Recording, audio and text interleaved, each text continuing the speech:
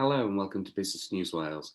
I'm John Jackson, the Built Environment Editor, and in this discussion, we're talking about the role of housing associations in the built environment. I'm joined by Paula Kennedy, Chief Executive of South East Wales-based housing association Melin Homes, where Paula and her team are responsible for some 4,000 homes, making them one of Wales's leading housing associations. I'm also delighted to be joined by Stuart Ropke, who is Chief Executive of Community Housing Cymru, the sector body that is responsible and looks after interests of over 70 housing associations from across Wales.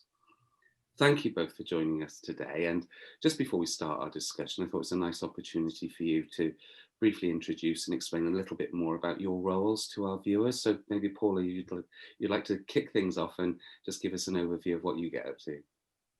Thanks very much, John. Yeah, so I'm the Chief Executive of Melin Homes. Melin Homes is a regional traditional housing association, and by traditional I mean that we're not a stock transfer, so our property is not ex-council housing. We work in a regional way across South East Wales. We cover 5 local authority areas, Powys, Monmouthshire, Torfaen, Newport and Blaenau Gwent. So all those areas in South East Wales, formerly what would have been known as Gwent. We generally provide general needs housing, although we do have some extra care housing, a fair amount of housing for older people and some small amounts of supported housing as well. But we're generally a general needs housing provider. We have our own in-house maintenance team, so we deliver all of our own planned and reactive maintenance, and we work in partnership to build new homes across all of the 5 local authority areas that we work in. And my role is to oversee the leadership of that organisation in partnership with my board. Thank you very much, Paula, and I think, and Stuart will probably confirm this, the scale of the work that housing associations undertake in Wales is absolutely phenomenal. You think 4,000 properties, everything that goes around that. And just to help us all to see just how significant the social housing sector is to the Welsh economy. But on that note, I'll hand over to Stuart, who can introduce himself a little bit more for us. Thanks, John. I'm Stuart Ropke. I'm Chief Executive of Community Housing Cymru, the representative body for housing associations in Wales. And our role is to represent the sector to national stakeholders, really, including Welsh Government and others, to make the case for housing in Wales and to support our members to be absolutely brilliant in everything they do. That's fantastic and beautifully concise. So I guess I can't start this without that obvious question, but what have been the biggest challenges for the social housing sector this year and how have they been overcome? So shall I start with that? I suppose one of the biggest issues for us has been the impact on our tenants. So, we have many tenants that do work, but work in very marginalised roles, which means that when faced with difficulties around being more economically challenged, they find those even more difficult than perhaps the general population would. So we're supporting our tenants now in quite a significant way around dealing with poverty issues. We're being faced with lots and lots of our tenants coming forward who've never been a part of the benefit system before, finding that they're having to navigate their way through what is a very complex system, and finding that difficult to do. We've lots of self-employed tenants, so tenants who might be in receipt of partial benefits, and that again is creating great difficulties for us. So I guess one of the biggest challenges for us has been around that in particular, about how we support our tenants to continue to sustain their tenancies in what has been really, really challenging financial times for them. I guess alongside that, I would say that there's been a challenge that the whole sector has been facing in partnership with Welsh Government around tackling homelessness. So being homeless is difficult at any time. being homeless during a pandemic even more so. And Welsh Government has been keen to see that people shouldn't be sleeping on the streets, people shouldn't be homeless during this difficult time. And housing associations across Wales have been working in partnership with Welsh Government and with their local authority partners to respond to that, to get people off the street, to get them into temporary accommodation, and then to look to moving forward to find permanent accommodation for those people. So I guess those would be some of the two key issues I think that we've been faced with over the last 9 months. And Stuart, it always surprises me, this breadth of work that housing associations do. Do you think the wider business community really understands that housing associations don't just rent homes to people, they undertake all of this extra work within the communities? I think sometimes the scale of what housing associations do within communities is missed. You're right, it's not just about renting homes, it's about all the other stuff that goes around alongside that. Paula's touched on the support that was given to tenants, but also equipping tenants and other people in communities to be able to to achieve their aspirations, get into good employment, good work and the like. The regeneration of town centres and other areas as well is another part. It's not just about building new homes. The renovation of existing stock, particularly important at the moment in terms of upping the environmental standard of that stuff. So yeah, it's a sector that does a lot and works with a lot of stakeholders, local government, Welsh Government, as Paula said, but the health service as well. And it's fairly massive. And if you look at housing associations' contribution to the economy, it's worth over £1 billion directly spent in the Welsh economy every year. The indirect effects of that are over £2 billion. Almost 10,000 people now employed by housing associations across Wales, responsible for supporting a further 23,000 jobs. So yeah, it's an absolutely key sector of the Welsh economy. And for a small country, those numbers are big numbers. And the whole point is this is all the way across Wales. It's not just concentrated in particular parts of the country, which again is another good reason to look closely at housing associations and the work that they do. Stuart, as we look towards 2021 from your members, what are coming across as being the key priorities for next year? So hopefully, as we get to 2021 and we emerge from the shadow of the pandemic, particularly as a vaccination program hopefully kicks in and it means restrictions can be lifted, I think then we can focus on the future a little bit more, can't we? And a couple of things are absolutely key. We've got an election in Wales in May, and it's absolutely vital that all the political parties who are fighting that election understand the importance of housing, of tackling the housing crisis that we face. And that means essentially prioritising the building of new homes. And that would be really, really useful for the Welsh economy as we emerge from a difficult economic period, but also to all those people who need accommodation. We're only currently building around half the number of social and affordable homes that we need every year. So we really need to up the game on that. The other key challenge, I think, is to embrace the challenge of climate change and the impact that our housing stock has on our emissions that we create in Wales. And what we really need to see is a massive programme of investment to improve the standard of that stock. So carbon emissions are cut, yes, but also the very important secondary benefit to those living in those homes, which will be reduced fuel bills.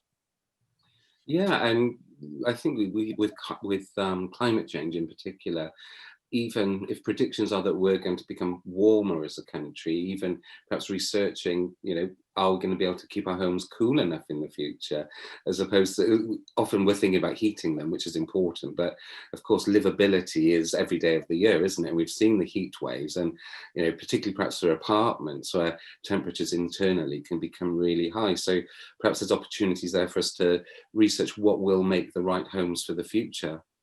Yeah, I absolutely agree. It's about the fabric of the building, the fabric of the homes that are put up, and it's being able to cope with the wild and varied conditions that the Welsh climate throws at us, isn't it?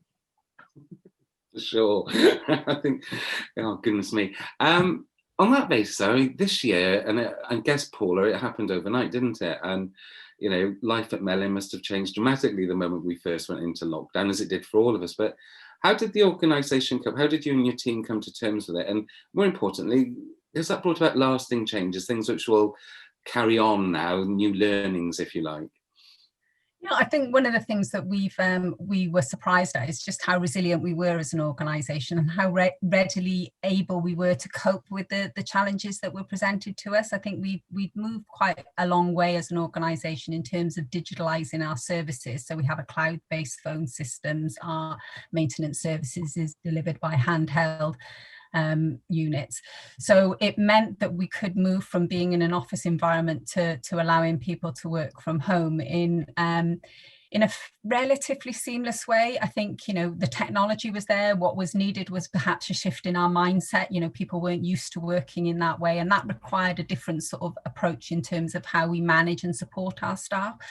So I suppose moving forward, what it's meant is that we began to look at how we might change on a more permanent basis. I mean, the vast majority of our staff are saying actually they like the flexibility that working from home gives them, but they want to be able to return to an office environment to engage with other members of staff going forward. So we're thinking about a blended blended approach going forward, so that people can have opportunities to engage with other members of staff in an office environment, but don't have to spend so much time traveling between meetings, that they can do those in a remote way, and thinking about how we can facilitate that.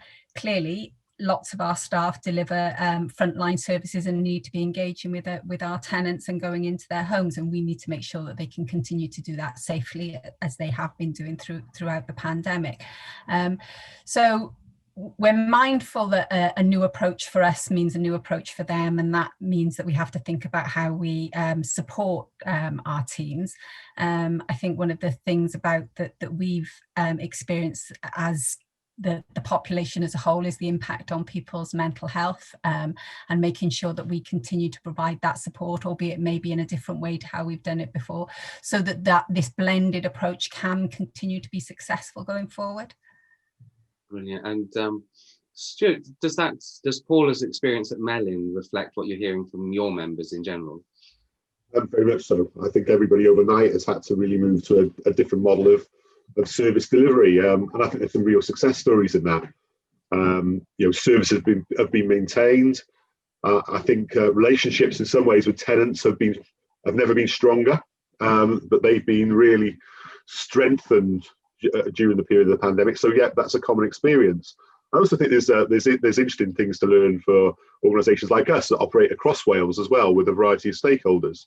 As a pan Wales organisation, we've obviously moved digitally to everything that we do, and the levels of engagement that we are getting in our activities, our meetings, our sessions are higher than they've ever been. So there's something here about the efficiency and efficacy of doing things digitally, which means that people can dip in and dip out, and actually in some ways the engagement you get is even better. That said, of course, that some things I think we'll all be glad to get back to be able to meet in person on, because it needs that human contact to make progress sometimes. I think it's one of those things, isn't it? Because the word digital has been there for years, and we could perhaps have working parties, strategies, we could have been planning digital, and if we'd have planned this transformation, it probably would have taken years, and we just did it overnight. And I think that in a way was a good thing, because I think we would have just talked about digital for years. This forced everyone to just grab it and make the most of it. Not perfect in many ways, but actually almost like a live experiment. We've gone into it, we're doing it, but quickly learning what the shortfalls are and finding that there are ways around that. And as you say, Stuart, it's still so important to be able to meet people face to face, and I think we're all missing that a little bit anyway. But it's just been an amazing experience just to think, well, actually this has just happened. Like I said, it was virtually just overnight. Mm. I think one of the challenges that we found is that because we work in some very rural locations, is about that digitalisation works if you have a really good broadband and Wi-Fi connection, and it's really challenging if you don't. And it's one of the things that we found when when universal credit was rolled out, for instance, and people had to make their claims online. Well, that's fine if you have a broadband connection that allows you to do that, and if you've got to catch 2 buses in order to get to a library, in order to do that, how does that work for you? And now we're experiencing a similar thing with our staff. So you'll be sitting on a Zoom call such as this, and people will be cutting in and out because through no fault of their own, they just don't have the infrastructure in place in their local area, which means that they can seamlessly move from one Zoom meeting into the next. So I think it's, if we want a truly engaged population in Wales, then we need to think about how that infrastructure supports everybody, and not just those of us that happen to live in the centre of Cardiff or the centre of Newport or the centre of Wrexham. You know, it's got to be something that works for everybody in Wales. I think that's a really key point, actually, that Paula's made, because Paula mentioned that her staff want to work in a hybrid way when we get to the other side of the pandemic. And I think that's absolutely common with my own organisation, but I know other organisations as well. So if the economy of the future looks like being a hybrid economy, people want to work from home. Actually, companies might well expect some of their staff to work from home, because that feeds into discussions about office space, size, what that looks like. Well, there's a real duty, actually, to ensure that the whole of Wales has the infrastructure available, so that tenants, and this includes tenants in social housing associations, have access on an equal footing to those economic opportunities of the future. That's going to be a real key bit of the debate as we move towards the election and beyond, actually. I think it's critical for the transformation, isn't it? Good broadband now is as essential as water and electricity coming into your home. We don't, we expect to turn the light on, we expect the water to come out of the tap. Now, people should expect to have good broadband, and that has to be the leveler, doesn't it? It's not a conversation anymore. Every home needs that. And hopefully that's going to happen, but it is taking a little bit longer than we'd like, particularly for rural areas and not spots. But there are solutions, and hopefully that will have added impetus now, because we all need broadband. It's not just for Netflix, isn't it? You can actually go beyond broadband as well, though, of course, John, because I think the question then also becomes about space to work from home, and what space is set aside, and are we building that in as standard in the future to again allow access to those economic opportunities? Yeah, I think building on that is, does our benefit system support that? So support people maybe moving into a new home where they currently don't have the needs to meet it, so an extra bedroom or a study or whatever, in anticipation that they're going to be in a position at some point in the near future where they are going to be working, so they do need to work from home, so that we don't put in unintended barriers in front of people for moving into economic activity.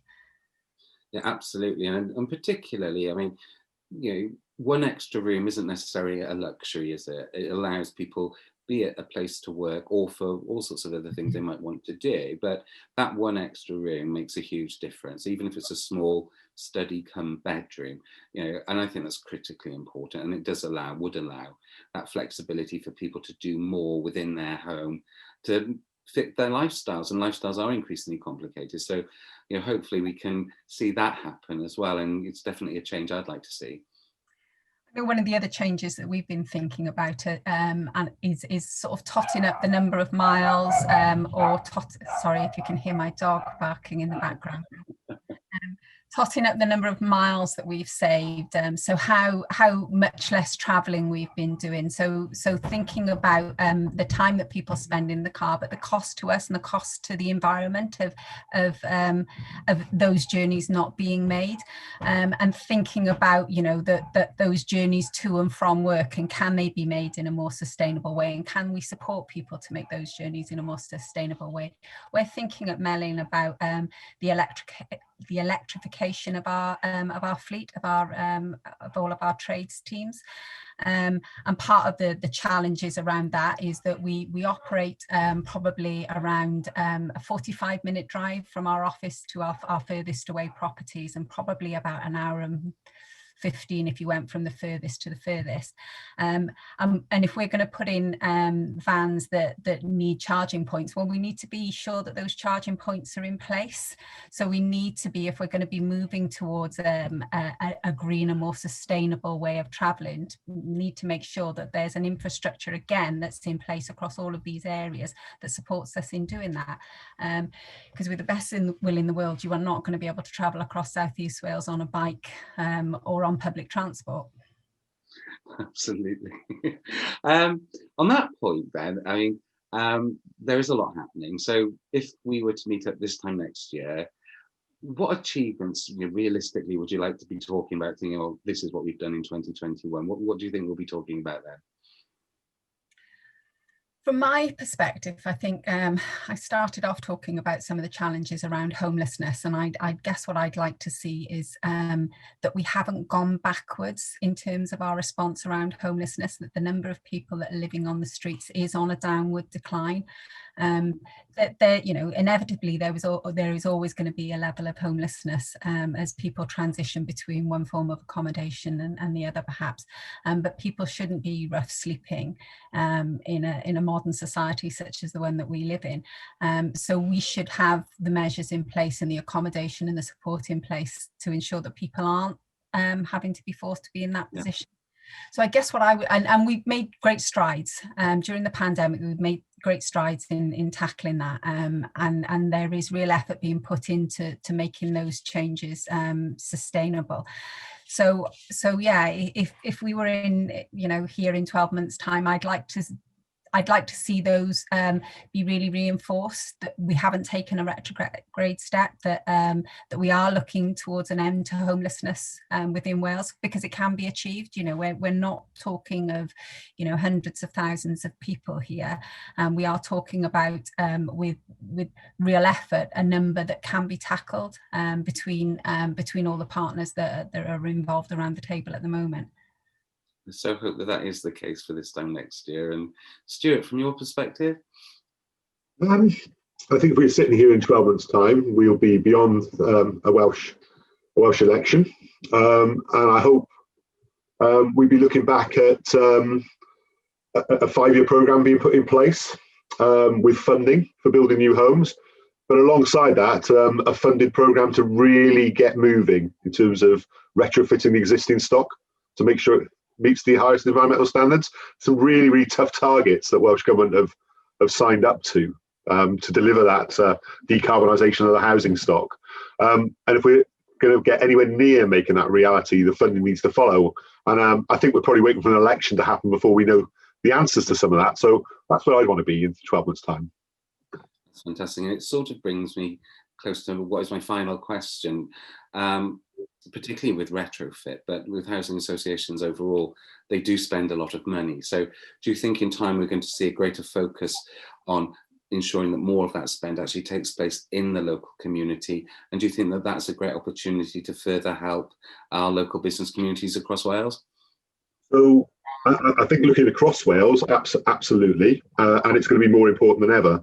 What we know coming out of this pandemic is that we're probably looking at a severe economic dislocation. Number of people are losing jobs already. There will be more to come. So actually, it's absolutely the right thing to do, to be spending money within local communities. It's a virtuous circle in terms of preserving and creating jobs in a local area. But equally, housing associations have said for a long time that we have the ambition to spend more of our money within Wales. We currently spend 85p in every pound if you're a housing association in Wales on average. We set a target 3 years ago that by 2036 that'll be at 95p in the pound. Are we going to achieve that? Well, the aim is to, clearly. And actually, the retrofit opportunity is one big particular opportunity that can get us closer to that. The need to set up a local supply chain, train up the local population in terms of the skills that are required. That could be a real boost to boosting local economies and spending more locally. And that makes sense, doesn't it? Even just by having a simple target, saying going from 85p to 95p in the pound, gives all of your members something to aim for, and it puts it on the radar, doesn't it? Yeah, absolutely.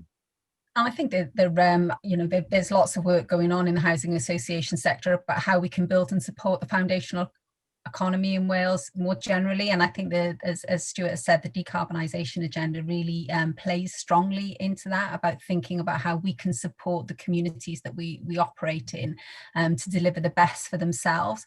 So actually working with them to come up with their own solutions. So it's not about us going in and sorting this out for them. It's about saying, actually, there are some really strong communities out there and we can actually work with them and the small, medium enterprises that operate in those areas to deliver solutions for themselves as well as solutions for their wider communities. Brilliant. Any final thoughts, Stuart? Only that 2021 offers a massive opportunity to us all. hopefully we get to the other side of the pandemic with a real chance for all our political parties to set out a vision of where Wales is going to be in the future. And I know that housing associations will be a massive part of that, key players in the economy, but with a real ambition to do more and contribute. So, yeah, I think that's probably where I'd finish my thoughts, to be honest, John. Brilliant. I'd just like to thank you both very much for your time today. It's perfectly clear that housing associations play a massively significant role in the built environment in Wales. I think this conversation could run for a number of days, to be honest with you. However, there is an accompanying article that people can read at businessnewswales.com. And also I'd encourage people to look at Community Housing Cymru's website and also look more closely at the work of housing associations to gain a real understanding for this sector and its importance to Wales. I'd just like to thank you all for viewing and you're taking your time today, and do please take care. Thank you.